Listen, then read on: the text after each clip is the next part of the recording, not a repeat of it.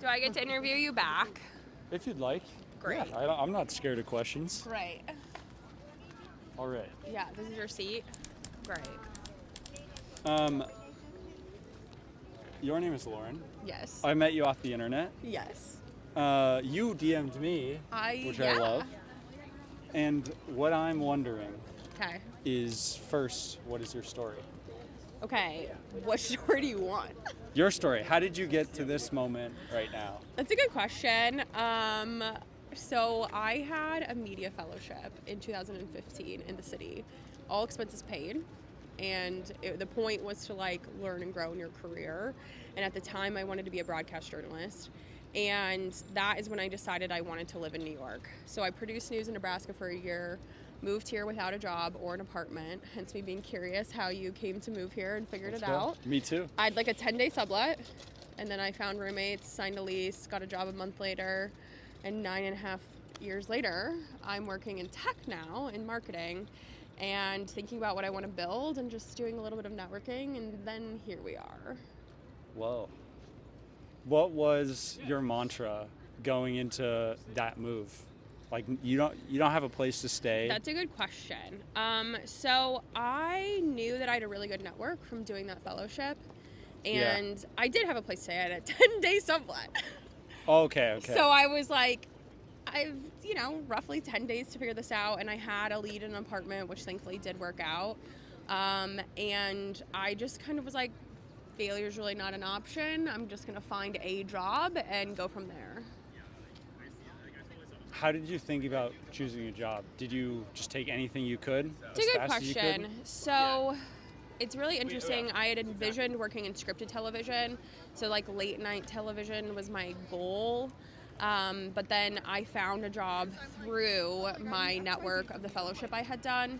And it's really interesting. This is really good advice that I'll never forget. I wasn't even sure about doing it because it wasn't really a sexy job. It was working for a trade association. And the person who gave me the job description, who was the CEO of the Media Fellowship program, she was you have nothing to turn down until you get the offer. So go interview and get the offer, and then you can decide. Yeah. And I was ooh, that's so true. And so I just went and interviewed for it, and I love these people, God bless them, walking around. And it wasn't sexy, but it was foundational, right? So I learned a ton of skills that I've been able to apply since. Yeah. What for you right now is the most meaningful problem?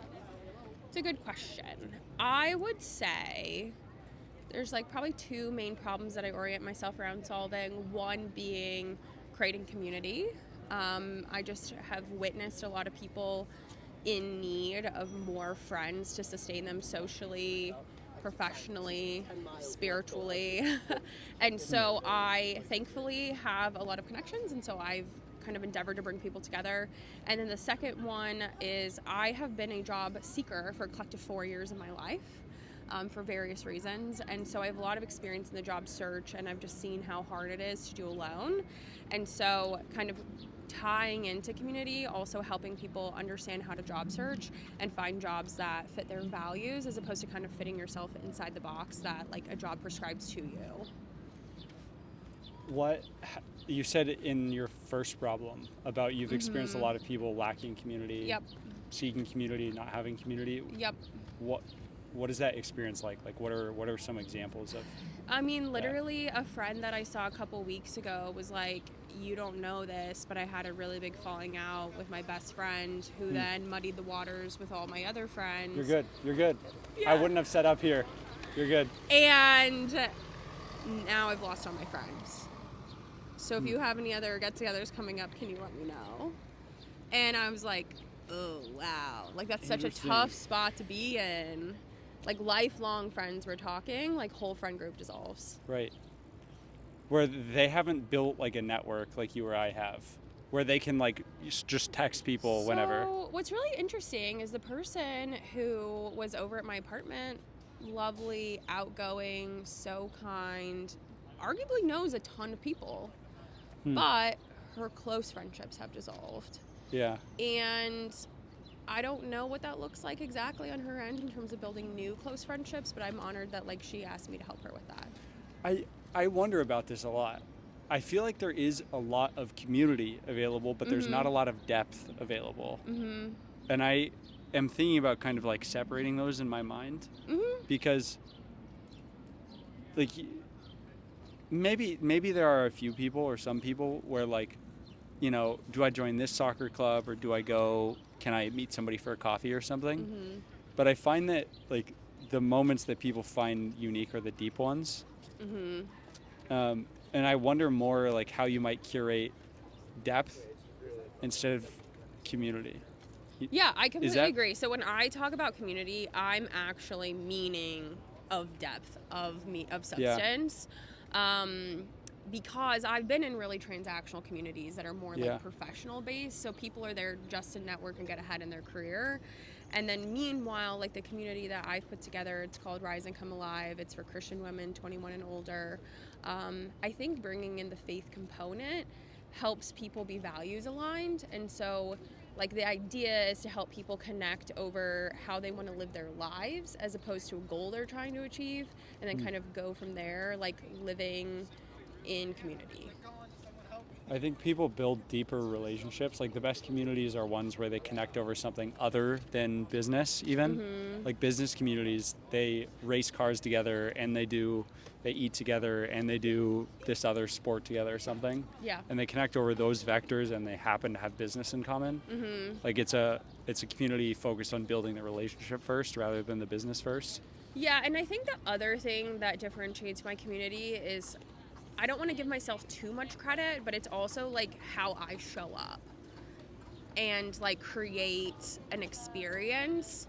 So like I build opportunities to like get to know each other and like learn more about yourself. Like I hosted a retreat that was like, let's learn about your identity as a person, and now we have a small group discussion. And so like I try to lead in a way that's like very welcoming, very kind, and I've been part of communities where like as soon as you know, like you weren't giving them more money or helping them connect them to other people, like the community leaders like weren't really interested in you anymore. And so I think like I just try to set a tone that like carries through to like how relationships are built from there. What are the ways that you set the tone? I would say that one way is like being vulnerable. Like I'm willing to start a conversation and be like, here's a thing that I'm dealing with, because then it creates space for other people to be like, I'm dealing with that thing too. Do you think that women build relationships differently than men? Yeah, 100%. Can I fully articulate that? No. I know that women communicate differently. Like this is a studied thing. Yeah. And that women are generally more relationship based than men are. But like one of my mentors, his name's Elliot Bisnow, built an event series called Summit Series. Okay. And one of he had the opportunity to meet with, I think it was Tim Cook of Apple. Okay. And one of the things Tim challenged him to do is replace his entire marketing team with women, because there weren't a lot of women at the event. And one of the questions I've been wanting to ask him is, like, how did that change the business? How did the dynamics of the room change with women in the room? But I, as a guy, have never been in a room that's only women, a community that's only women. Okay, interesting. Because I'm a guy, so immediately it's not a room that's only women if I'm there. Yeah, that's fair. I've been one of the girls, for the record. There we go. I've not, like, I'm a dude, so I changed the dynamic some. Okay. And so I wonder how it's different. I don't really know. I wish I could tell you more. I think if Did you market it differently or design it differently? I mean, it's designed. That's a good question. So yes. So one thing that I consider in building something for women is making it beautiful. So like that really appeals to the feminine heart. And so like it's interesting, the name tags I created for the retreat, even I took the time to put a pretty font and like a pretty floral graphic on it. It was still relatively very simple. It was something I made in Canva, and like 2 or 3 people asked to keep their name tags because they really liked them. It's a good sign. Yeah, and I was like, oh, like this extra intentionality and like the little sparks of beauty, like people really cared. And I don't really think men's groups are like, how do we make this beautiful? Probably not.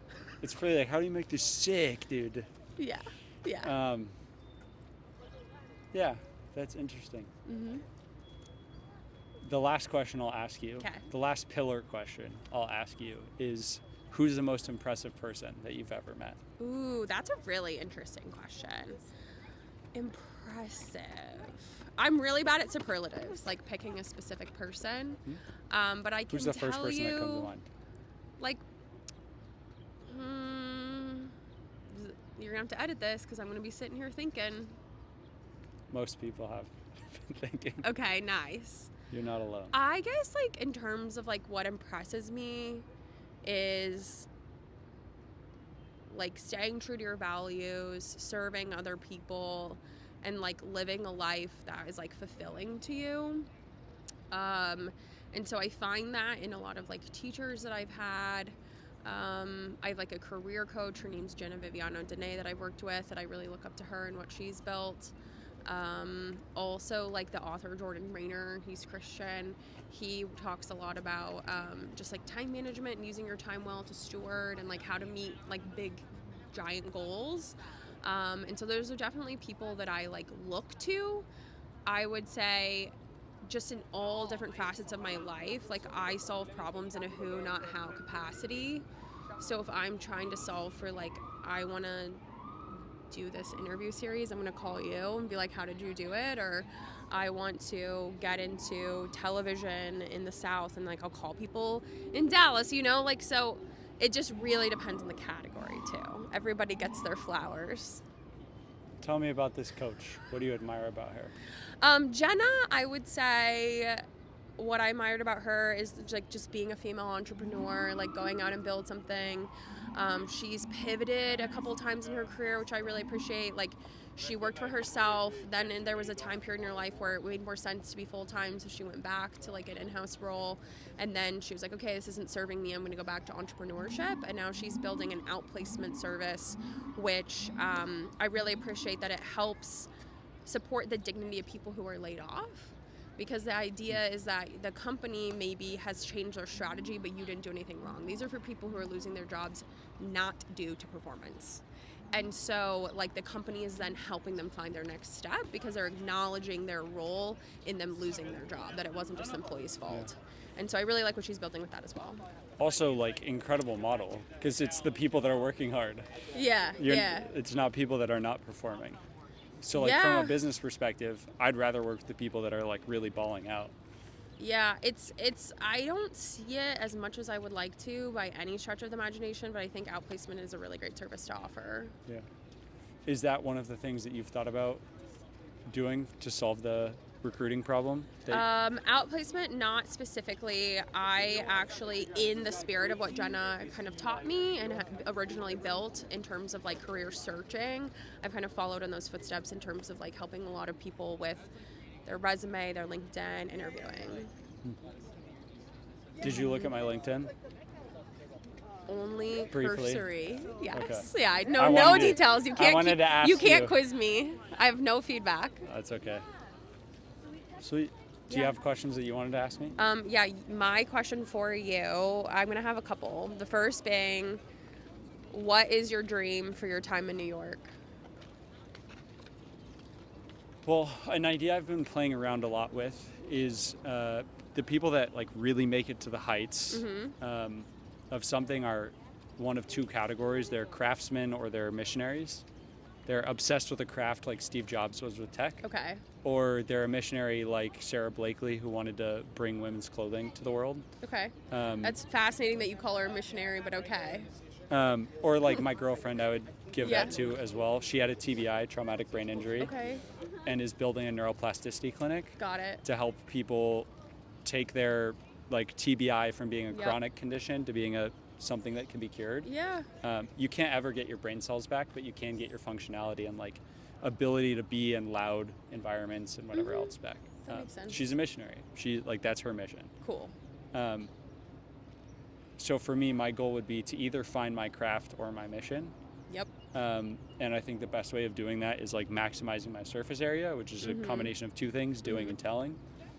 So this is a both doing and telling thing of I'm interviewing 100 people, which is kind of interesting, and then I'm telling a lot of people that I'm interviewing 100 people. Nice. So here we are. Do you have an inkling of where this might go, where you're hoping it's going to go? I've done 1,000,001 exercises about this. What would I do if somebody gave me $1 million and I didn't need any more money? Yep. What's the thing that just keeps me up at night? Yep. Like, et cetera, et cetera, et cetera. Yeah. I really think the problems that a person's best qualified at solving, therefore I'm best qualified in solving, are the ones that I've experienced, especially during childhood. For me, that would be being young and ambitious without like a mentor system. I emancipated myself. So I went to court and got my freedom before I was 18. Yeah. And like I had to fight the foster system and all of it because it wasn't helping me. So I'm really passionate about education and like helping youth. Yeah. I haven't quite found a model that I would like business-wise that would be like work well with that. Okay. But there's many other things that I'm kind of interested in, like storytelling. I love, I could go on and on about like things that I'm kind of interested in, but I'm sure it's like a gut thing that I will find it when I find it. I love that. Well, thank you for your time. Yeah. Thanks for yours. Thanks for your attention, I like to say. You got it. Instead of like this is something somebody pitching investors at an angel group I was working at said, which was like,